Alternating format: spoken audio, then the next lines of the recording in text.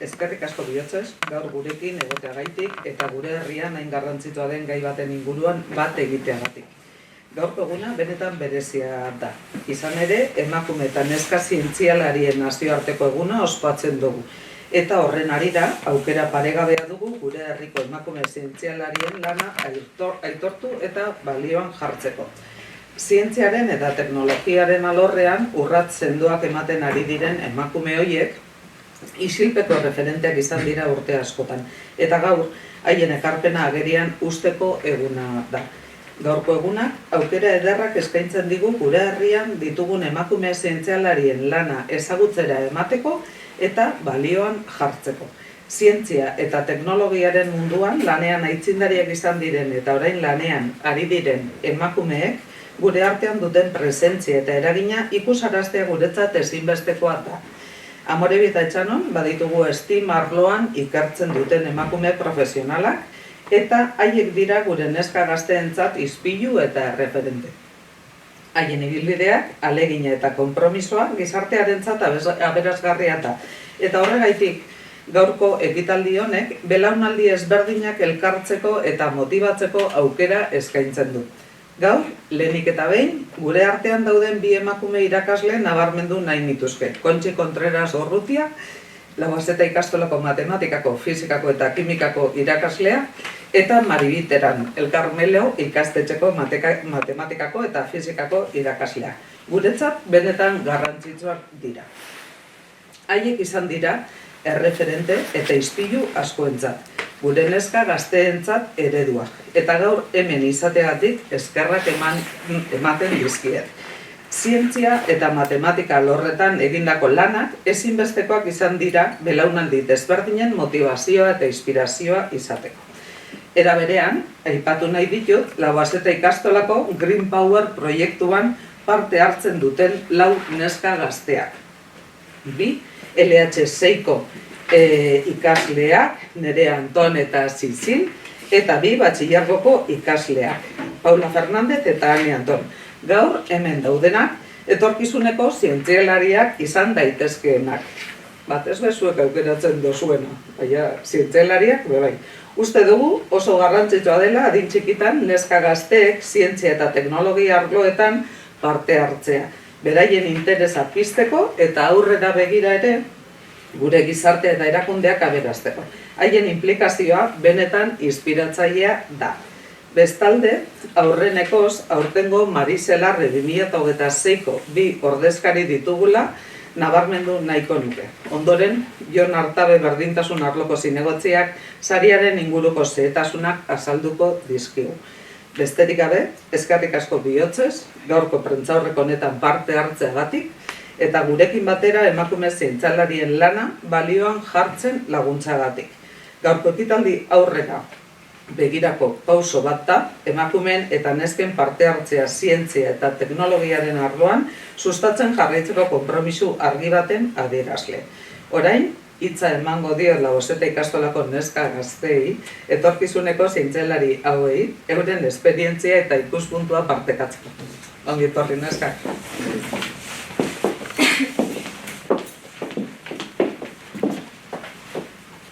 Bueno, egunon guztioi, Labaseta ikastolako Green Power proiektutik gatoz, eta gaur, otsairak 11 dakizuenez emakume eta neska zientzialarien nazioarteko eguna ospatzen dugu, eta guretzat gaurkoa ez da data bakar bat, baizik eta gure eguneroko lanaren eta etorkizuneko ametsen parte ere bada. Eta ikastolan Green Power proiektuari esker, zientziaz da liburuetako zerbait bakarrik, baizik eta guk geuk diseinatzen, eraikitzen eta doitzen ditugu gure auto elektrikoak, LH6ko nesketatik hasi eta batxillergoraino.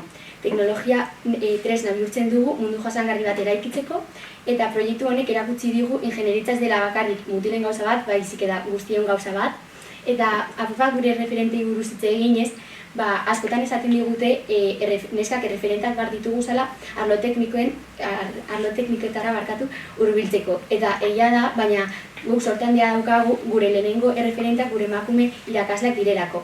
Egunero erakusten digutenak zientzia eta teknologia pasioz bizi daitekela. Eta ere bebai, gaur hemen zaudeten emakume zientzialariak zuek zarete gure ispilua.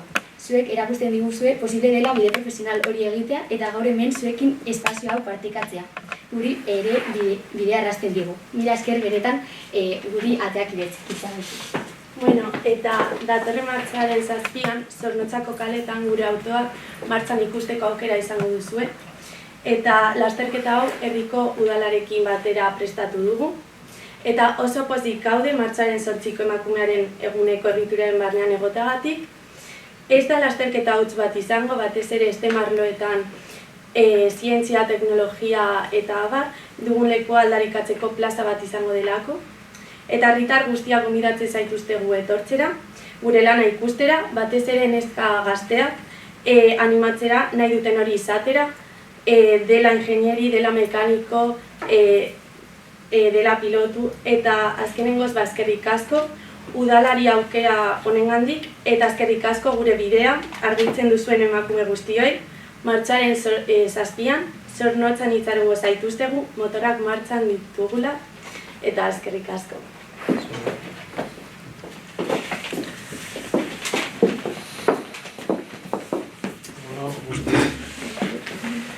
Gaur ospatzen dugun emakume eta neska zientzialarien nazioarteko eguna aukera paregabea da zientziaren eta teknologiaren esparruan diharduten emakumeen lana aitortzeko.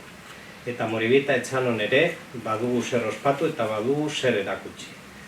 Gure herrian badaude emakume zientzialariak, irakasleak, ikertzaileak eta gazte ekintzaileak. Egunero arlo hauetan sakondu eta aurrera egiten ari direnak. Moribita Etxano, zalantzarik gabe, jakintzaren eta talentuaren herria da. Eta bertoko emakumeek ekarpen itzela egiten dute zientzia eta teknologiaren bidez. Eta horren adibide gisa, hemen ditugu gure artean gaur zenbait emakume. Eguneroko lan isil, baina sendo horren ordezkari. Hemen zaudeten emakume guztiok horren adibide zarete. Eta horregatik eskerrik beroenak eman nahi dizkizuet. Zuen lanak ezagutza sortzen du, belaunaldi berriak inspiratzen ditu, eta gure herriaren izena ere harro eramaten duzue aurrera. Udaletik berdintasunaren aldeko bideari eutsiko diogu, emakumeek zientzian eta teknologian duten papera lehen lerroan jartzen, eta horrelako ekitaldien bidez Moribita Etxanoko errealitatea eta talentua ikusarazten. Gaurko eguna Moribita Etxanotik ospatzen dugu, eta zuen lana aitortuz ospatzen dugu. Honen harira, Mariselarre 2026 saria aurkeztu nahi dugu gaur. Mariselarre sariaren bidez emakume hauek egiten duten ekarpena aitortu nahi dugu. Ikertzaile, irakasle, profesional guztiek merezi dute ikusgarritasuna, eta batez ere gure gaztei mezua helaraztea.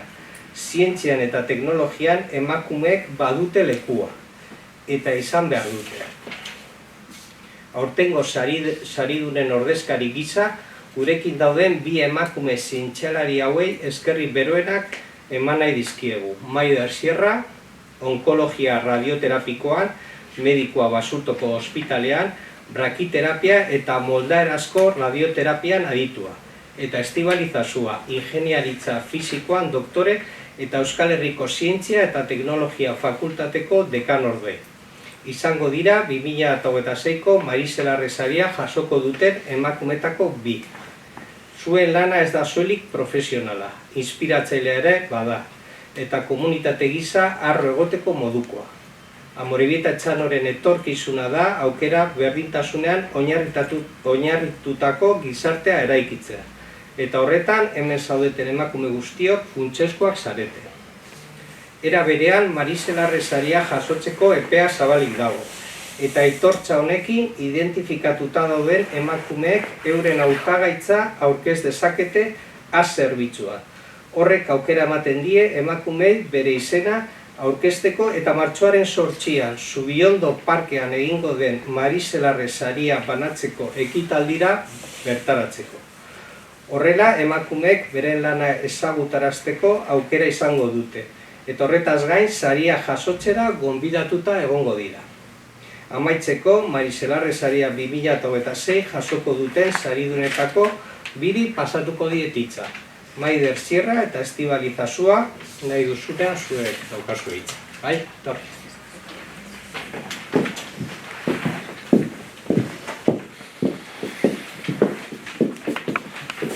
Bueno, lehenengo eta behin ezkerrik asko, eta bigarrena, jakin desazuen ez dekugula ezer prestatuta.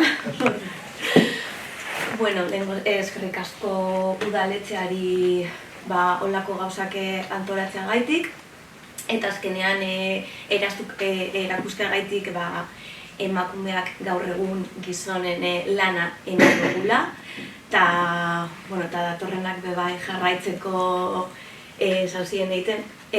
Nik adibidez medikutzan egiten dut lan, baina egia da nire espezialitatea, gizonen espezialitatea izan dela, teknologiagaz lan egiten dugulako. Eta orduen jarraitu, gainera teknologia guztetan baiatzu ikusi zer dan radioterapia eta zelan egiten dugun lan. Eta eskerrik asko bai gure irakasleei, nire zientzetan irakasle emakumeak egin da, eta oso onak, eskerrik asko, guk hemen gauz zuen gaitik, eta ez diren mongotzitza. Bueno, nik nire burua aurkeztu beharrean ordezkari bezala aurkeztuko naiz, ez? Euskal Herriko Unibertsitateko Zientzia eta Teknologia Fakultateko dekan ordena izen aldetik, bertan Zornotzar irakasle asko daude, emakumeak. Orduan, horren ordezkaria aurkeztuko naiz, eta, danok gutariko asko joaten gara eskoletara eta ekitaldietara, eta etortzen zarete galdetzen. Eta emakumea zergaitik zientzian? Zergaitik ez. Zientzian zerbait behar bada, disiplina da. Eta emakumeok uste dut horretan sobratuta gaudela, beraz, animatu neska guztiak, zientzia eta teknologiara oso gai zaretelako horretan eta fizikan, matematikan eta ingenieritzetan fakultatean asko behar ditugu, ze desoreka oso handia da. Beraz, animatu daitezen.